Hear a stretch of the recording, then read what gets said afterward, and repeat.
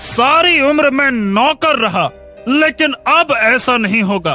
अब मेरा बेटा राजा बनेगा और राजा का बेटा मेरे बेटे की सेवा करेगा। हाँ।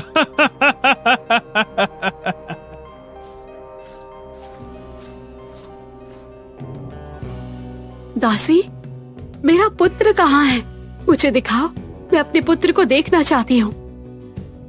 महारानी जी, दादी अम्मा राजकुमार को स्नान करवा रही हैं और उन्हें सुंदर वस्त्र पहना रही हैं। वो शीघ्र ही राजकुमार को आपके पास लेकर आएगी।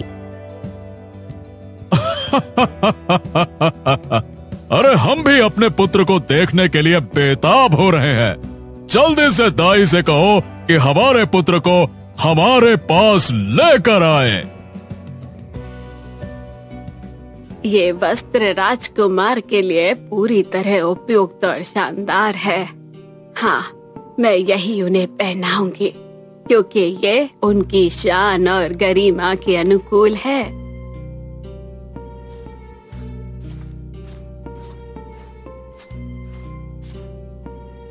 अरे राजकुमार, मुझे कुछ बदले बदले से क्यों लग रहे हैं? जब मैंने उन्हें नहलाया था तब उनकी शक्ल कुछ और ही थी, और अब ऐसा लग रहा है जैसे उसमें कोई अजीब सा बदलाव आ गया हो।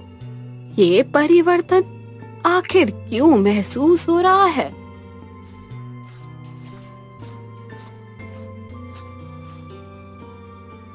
दाई अम्मा, महारानी जी राजकुमार को देखना चाह रही हैं और महाराज जी का भी आदेश है कि राजकुमार को जल्द से जल्द उनके पास पहुंचाया जाए। अब दाई अम्मा राजकुमार को लेकर महाराज के पास चली जाती है।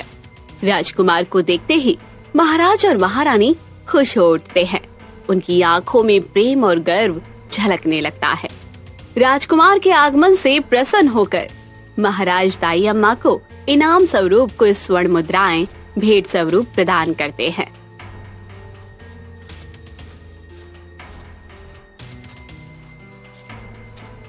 ना जाने क्यों मन में अजीब सी बेचैनी हो रही है। कुछ तो गड़बड़ है। जब मैंने राजकुमार को पहली बार देखा था तो उनका चेहरा अलग था, लेकिन जैसे ही मैं उनके वस्त्र लाने गई और वापस लौटी तो मुझे उनका चेहरा कुछ बदला बदला सा महसूस हुआ।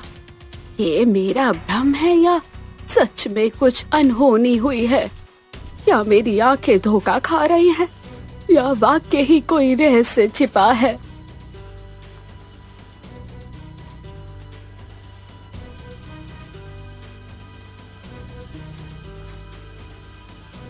दाई अम्मा, आपको मंत्री जी की पत्नी ने अपने घर बुलाया है।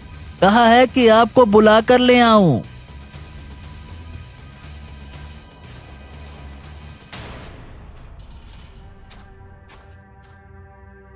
क्या है बेटा? दाई अम्मा, आपको मंत्री जी की पत्नी ने अपने घर बुलाया है। कहा है कि आपको बुलाकर ले आऊं। ठीक है, मैं चलती हूँ।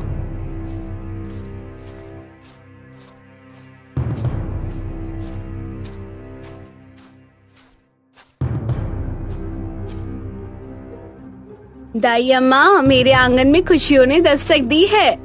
मुझे पुत्र रत्न की प्राप्ति हुई है, लेकिन जिस दाई को उसकी देखभाल के लिए यहाँ ठहरना था उसे अचानक किसी कारणवश जाना पड़ा। ऐसे में मैं चाहती हूँ कि आप मेरे बेटे की देखभाल करें। ये सिर्फ एक जिम्मेदारी नहीं बल्कि मेरे विश्वास का प्रतीक है, और आप निश्चिंत रहिए, आपकी देखभाल के बदले आपको उचित इनाम भी दिया जाएगा। जी मालकिन, जैसा आप कहें, लेकिन अभी जाती हूँ और मैं शाम को आ जाऊंगी। हम अपने पुत्र को आदरणीय गुरु सूर्य नंद जी के आश्रम में भेजेंगे, जहां वो केवल ज्ञान ही नहीं अर्जित करेगा बल्कि शास्त्रों, नीति और शस्त्र विद्या में भी निपुण बनेगा। गुरु सूर्य नंद जी की शिक्षाओं से वो एक बुद्धिमान, न्यायप्रिय और शक्तिशाली राजा बनने के मार्ग पर चलेगा। जो अपने राज्य और प्रजा की भलाई के लिए समर्पित रहेगा। महाराज, हमारा पुत्र निश्चित रूप से राजा बनेगा और एक योग्य एवं न्यायप्रिय शासक साबित होगा। हाँ हाँ हाँ हाँ, बनाओ बनाओ बनाओ, जरूर बनाओ अपने पुत्र को राजा। मैं तो उसी दिन का बेसब्री से इंतजार कर रहा हूँ। लेकिन सच तो ये है कि जिसे तुम अपना पुत्र समझ रहे हो वो तो असल में मेरा बेटा है। और तुम्हारा असली बेटा तो मेरे घर में पल रहा है, जहां उसे जीवन भर एक नौकर बनकर ही रहना होगा।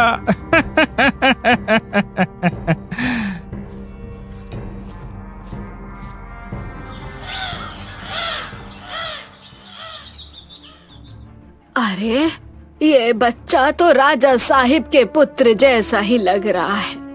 लेकिन जब मैं बच्चे के लिए कपड़े लेने गई थी और वापस लौटी तो कुछ अजीब सा महसूस हुआ। जो बच्चा मैंने पहले देखा था वो वहाँ पर नहीं था। अब मुझे पूरा यकीन हो गया है कुछ ना कुछ तो गड़बड़ जरूर है। ये सब यूं ही नजरअंदाज नहीं किया जा सकता। मुझे तुरंत राजा साहिब के पास जाना होगा, सारी सच्चाई बतानी होगी।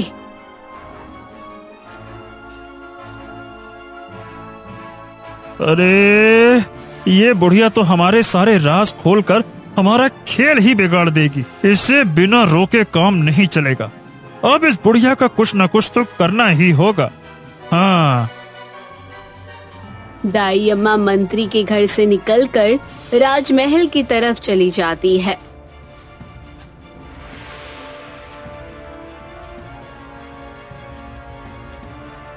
ए बुढ़िया, कहाँ जा रही है? रुक। राजमहल जा रही हूँ महाराज के पास। अच्छा, और मैं तुझे जाने दूंगा? तू कहीं नहीं जाएगी। मुझे जाने दो, अब और मैं नहीं रुकूंगी। जो अब तक सिर्फ एक शक था, अब वो मेरे लिए पूरी तरह यकीन में बदल चुका है। मैं सच्चाई समझ चुकी हूँ और उसे छुपा कर रखना अब असंभव है। मुझे महाराज के पास जाना ही होगा, उन्हें सब कुछ बताना होगा, चाहे कोई भी रोकने की कोशिश करे। अब मैं नहीं रुकूंगी। हाँ हाँ हाँ हाँ, मैंने ही बच्चों की अदला बदली की है, क्योंकि मैं नहीं चाहता था कि मेरा बेटा भी मेरी तरह सिर्फ एक मंत्री या सेनापति बनकर रह जाए। मैं उसे राजा के रूप में देखना चाहता हूँ, सिंहासन पर बैठे हुए। इसीलिए मैं राजा के बेटे को अपने घर लाया और अपने बेटे को राजमहल में पहुंचा दिया। अब वो बड़ा होगा तो वो राजा बनेगा, राजा। और राजा के असली बेटे को मैं अपने पुत्र का सेनापति या मंत्री बनवा दूंगा। और क्या, इससे ज्यादा उसे और क्या चाहिए होगा? और ये मेरी चाल है, अब इसे कोई नहीं बदल सकता। हे भगवान, तुम इतना बड़ा पाप कैसे करवा सकते हो? किसी के साथ ऐसा अन्याय करना सही है क्या? जरा सोचो, जब तुम्हारा बेटा राजा बनेगा तो वो तुम्हें अपना पिता मानेगा या फिर महाराज को मानेगा? क्योंकि बचपन से उसने राजा साहिब को ही अपने पिता के रूप में देखा है। उनकी छत्र छाया में वो पला बढ़ेगा, तो फिर ये सब करने का क्या फायदा है? कहीं तुम्हारा ये छल तुम्हें ही एक दिन पछतावे की आग में ना झोंक दे।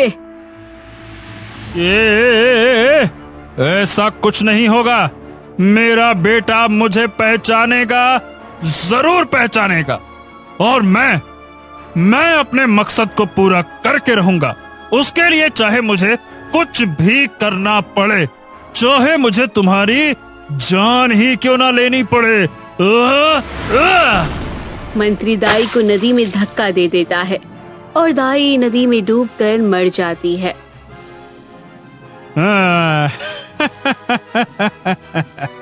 अब मेरे रास्ते में कोई बाधा नहीं रही। जो भी सामने आया उसे हटा दिया। अब मेरा मकसद पूरा होकर ही रहेगा, चाहे कुछ भी हो जाए।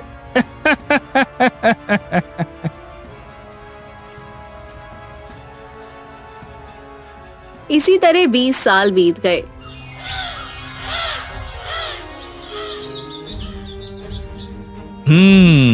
तो आखिरकार अब वो समय आ गया जब तुम्हें राज्य के कार्यों में गंभीरता से रुचि लेनी होगी। राजकाज की बारीकियों को समझना होगा।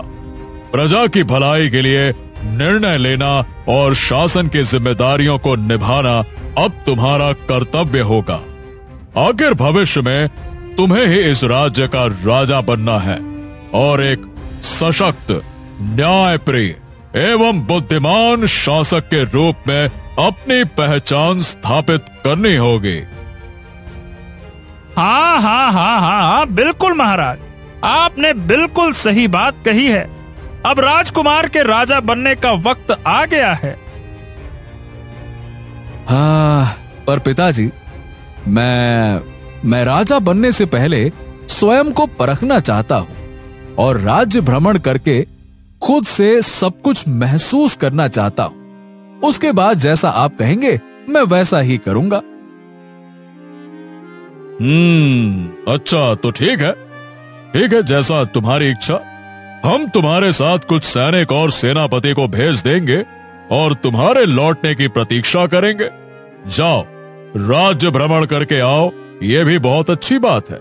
ये राजा का एक बहुत विशेष गुण है, अपनी प्रजा का ध्यान रखना। बहुत अच्छे, जाओ। मैं क्षमा चाहूंगा पिताजी, लेकिन मैं अकेले ही जाऊंगा। राजकुमार, हम तुम्हारे साहस की सराहना करते हैं, लेकिन यह मार्ग कठिन है। अकेले जाना उचित होगा या नहीं, जरा इस बारे में विचार कर लो, सोच लो। फिर भी यदि तुम्हारा निर्णय अटल है तो जाओ, हम तुम्हारे सकुशल वापसी की प्रतीक्षा करेंगे। जाओ। राजकुमार अब राज्य के भ्रमण पर निकल जाता है और वो राज्य के अलग अलग गांव में जाकर लोगों से मिलता है, जिससे राजकुमार को गांव वालों के दुख और परेशानियों के बारे में पता चलता है।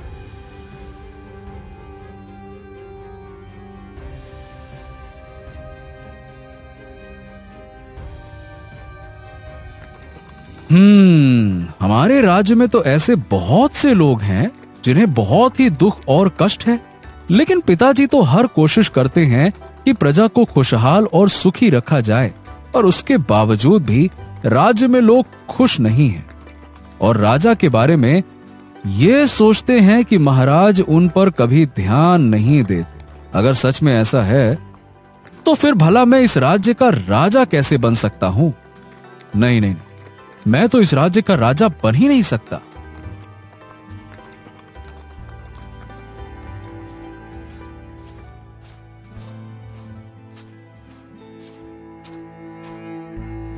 महाराज, क्या हो गया आपको? आज आप अभी तक बिस्तर पर ही हैं। आज आप दरबार नहीं जाएंगे क्या? हाँ महारानी, मेरा स्वास्थ्य कुछ ठीक नहीं लग रहा। मुझे बहुत कमजोरी लग रही है। मेरे पूरे शरीर में दर्द हो रहा है। तो फिर मैं अभी वैद्य जी को बुला देती हूँ।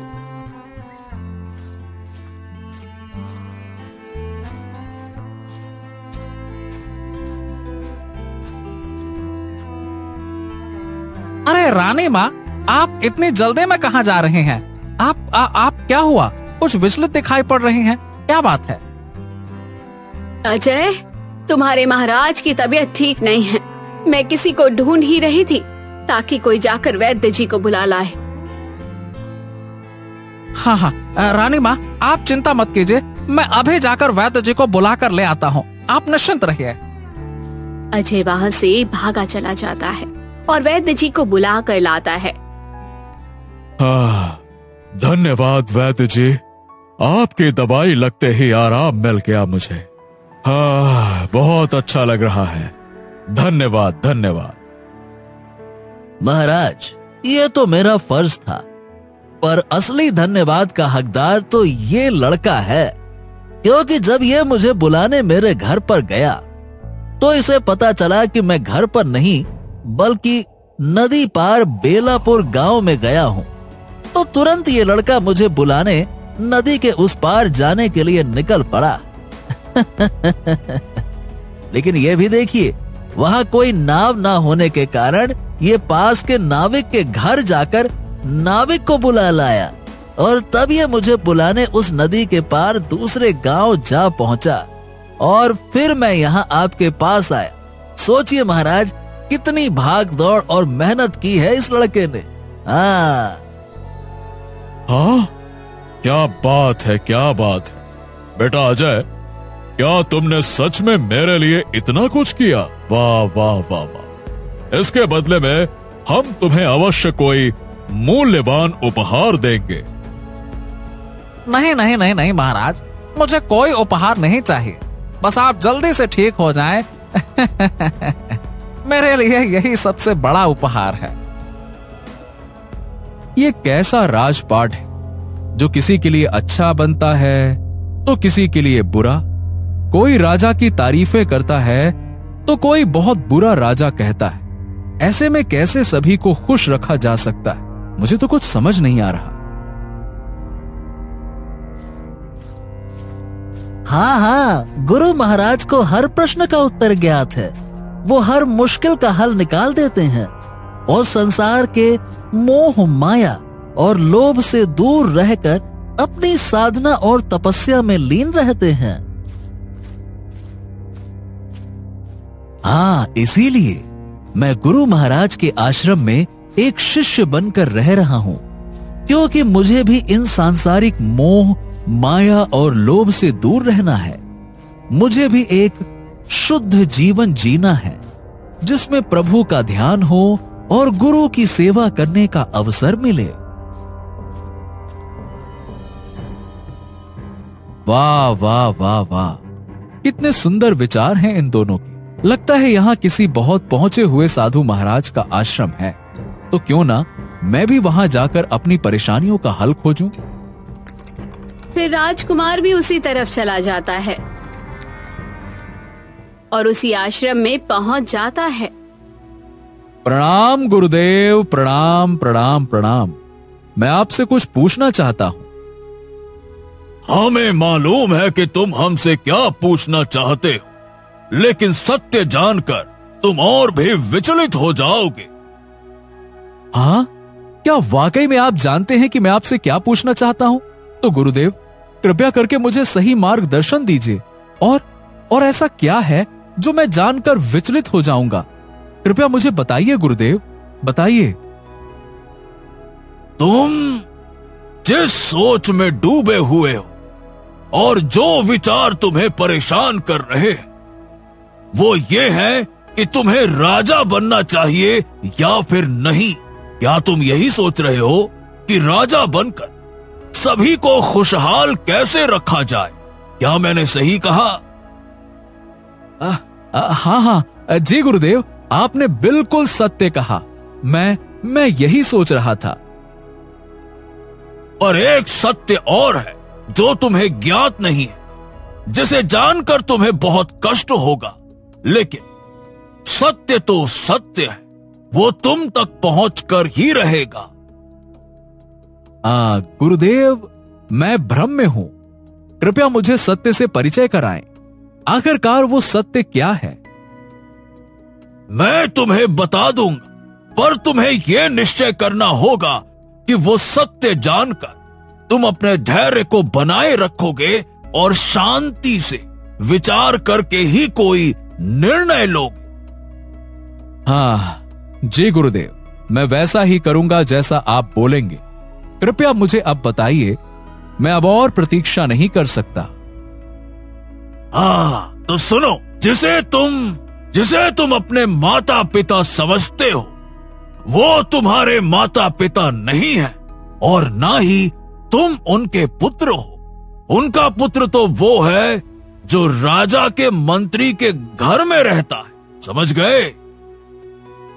क्या गुरुदेव, आप ये क्या कह रहे हैं? मतलब भला ऐसे कैसे हो सकता है?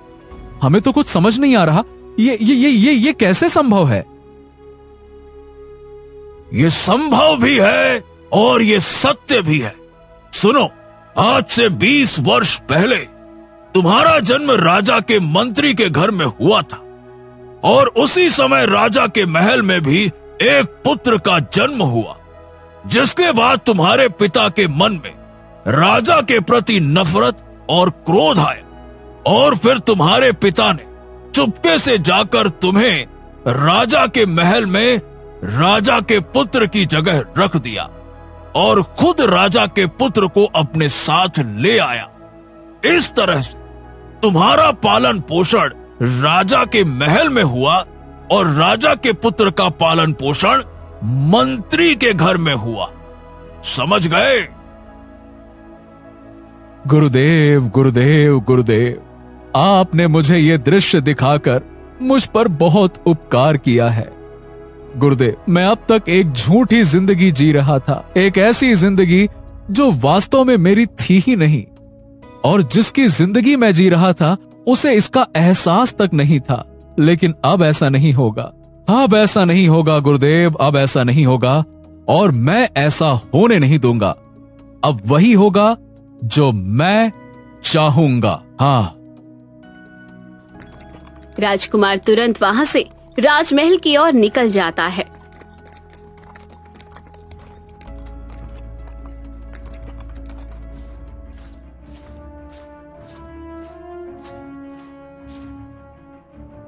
अरे राजकुमार, क्या बात है, तुम इतनी जल्दी लौट आए? क्या राज्य भ्रमण वास्तव में पूरा हो गया या फिर कोई असाधारण घटना तुम्हें वापस खींच लाई? नहीं पिताजी, नहीं नहीं नहीं। दरअसल मैं एक सिद्ध पुरुष महात्मा से मिला। उन्होंने मुझे बताया कि इस राज्य पर बहुत बड़ा संकट आने वाला है और जल्द ही मेरी मृत्यु होने वाली। क्या? यह तुम क्या कह रहे हो पुत्र? कैसा बुरा संकट आने वाला है? खुलकर साफ साफ बताओ। हाँ पिताजी, मैं सच कह रहा हूं और उस संकट से बचने का मात्र एक ही उपाय। पिताजी, आपको राजा का पद त्यागना होगा और किसी और को जल्द से जल्द इस राज्य का राजा बनाना होगा। साथ ही मुझे कुछ वर्षों के लिए कठोर तपस्या करनी होगी, तभी इस राज्य से संकट दूर होगा। अरे ये क्या बात कर रहे हो? पर मतलब इतनी जल्दी किसी को राजा बनाना भला कैसे संभव हो सकता है? और आखिरकार हम ऐसे कैसे किसी को भी राजा बना दें? पिताजी, मैं एक व्यक्ति को जानता हूं जो राजा बनने के काबिल भी है और जो हमारा और आपका भरोसेमंद भी है। अच्छा, बताओ कौन है वो? वो है अजय। पिताजी, आप अजय का राज तिलक करवाइए और इस राज्य का उसे नया राजा बनाइए और मैं जाकर तपस्या शुरू करता हूं। मैं जल्द ही वापस आऊंगा पिताजी, ये मेरा आपसे वादा है। अब इस राज्य पर जो संकट आया है उससे तो निपटना ही होगा ना पिताजी। मुझे आज्ञा दीजिए पिताजी, अब मैं जाता हूं। इतना कहकर राजकुमार वहां से चला जाता है और राजा अजय को राज्य का नया शासक घोषित करके उसे सिंहासन पर बैठा देता है। अरे महाराज महाराज महाराज, आपने ये क्या किया, क्यों किया? अरे आपने अपने पुत्र को राजा ना बनाकर मेरे पुत्र को राजा क्यों बना दिया? महाराज, आपने ये बिल्कुल सही नहीं किया है। मंत्री जी, क्या सही है और क्या गलत ये हम तय करेंगे, तुम नहीं। और मैंने अपने पुत्र के कहने पर ही अजय को इस राज्य का नया राजा बनाया है, समझ गए? मंत्री अब उदास हो जाता है और निराश होकर राज दरबार से चला जाता है।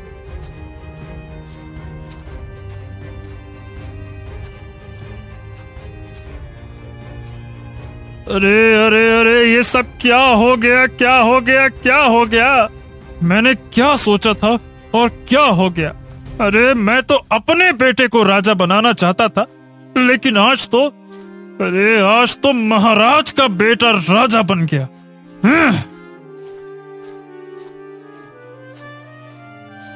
मंत्री अब सीधा जंगल की ओर निकल जाता है।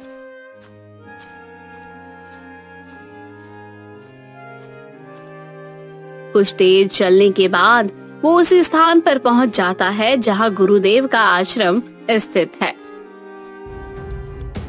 अरे अरे राजकुमार, ये सब क्या हो रहा है? और आप यहाँ इस अवस्था में क्यों पड़े हैं?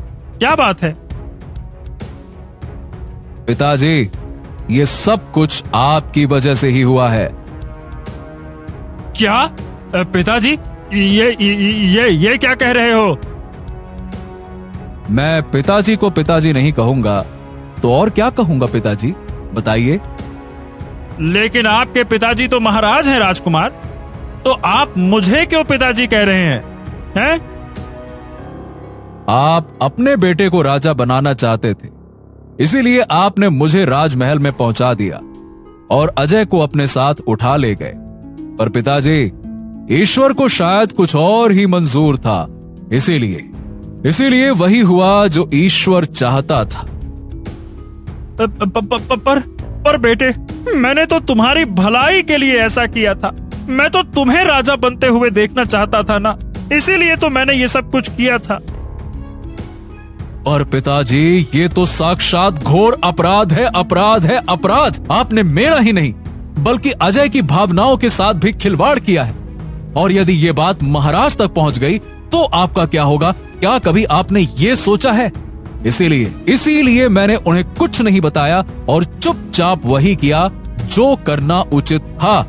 देखिए पिताजी, जो राजा साहब के बाद राज सिंहासन का असली हकदार था, वो राजा बन गया और मैं मोह माया त्याग कर महान परम पूज्य गुरुदेव का शिष्य बन गया। अब मैं सारा जीवन प्रभु का ध्यान कर अपना जीवन यापन करूंगा।